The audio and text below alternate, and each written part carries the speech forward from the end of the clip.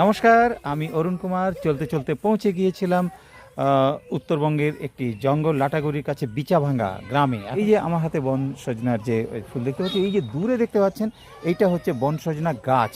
এই বিচাভাঙ্গা জঙ্গল, যে বিচাভাঙ্গা জঙ্গলে আমরা গেলে এটা পাওয়া যাবে, কিন্তু অনেক বাড়িতেও এই গাছ রয়েছে এবং এর সম্পর্কে আমরা শুনবো। এখানকার প্রবীণ যে নাগরিক মঙ্গল কোড়া, সে আমাদের জানাবে। আপনারা আমাদের সঙ্গে থাকুন, দেখতে থাকুন চলার পথে অরুণ কুমারের সাথে। এটা আমরা বাংলাতে বলে টোটলা গাছ, আর এমনিতে বন সজনাও বলে। কিন্তু এই সজনাটা হচ্ছে এই যখন ফুলটা আছে না, এটা সকালে রাত্রের সময় রাত্রে ফুটে সকালের দিকে ভোরের দিকে হইতে হইতে পড়ে যায়। তো এটাকে বেশিরভাগই সবাই নেপালিরা, আদিবাসীরা সবাই এটা খুব ভালো খায়। এটাতে সিদ্ধ করে দেয় এই ফুলকে, অল্প সিদ্ধ করে জলটা ফেলে দিয়ে তারপরে এরকম করে বের করে নেয়। এগুলো বের করে এগুলো সম্পূর্ণ আলাদা আলাদা টুকরো টুকরো করে নিয়ে আলুর করে দিয়ে সিদ্ধ করে খায় দেয় এটা। হ্যাঁ, খুব ভালো, খুব টেস্টি আর কি। তো এটা খেলে কি উপকারে আসে? এটা খেলে সুগার যে আছে না, এটা সুগারটা কমে যায় একদম, খুব ভালো।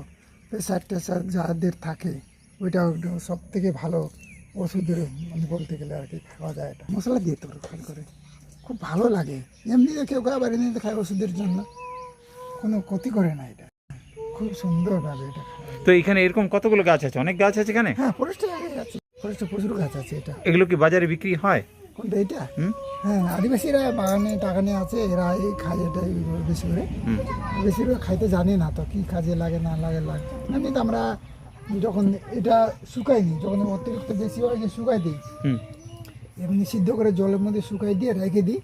যখন দরকার হয় মানে 1.5 মাস 2 মাস পরে ও খাওয়া যায়। এটা কারো ক্ষতি করে না আর কি। খুব ভালো গাছ। চলতে চলতে পৌঁছে গিয়েছিলাম উত্তরবঙ্গের একটি জঙ্গল লাটাগুড়ির কাছে বিচাভাঙ্গা গ্রামে। এখন আমার সঙ্গে যেটা যে দেখতে পাচ্ছেন সেটা হচ্ছে এই তোদের হাতে এগুলো কি রে? ফুল। কি ফুল এটা? খাইতে ফুল। কি ফুল? খাওয়া যায়। কি করা যায়? খাওয়া যায়। খাওয়া যায়।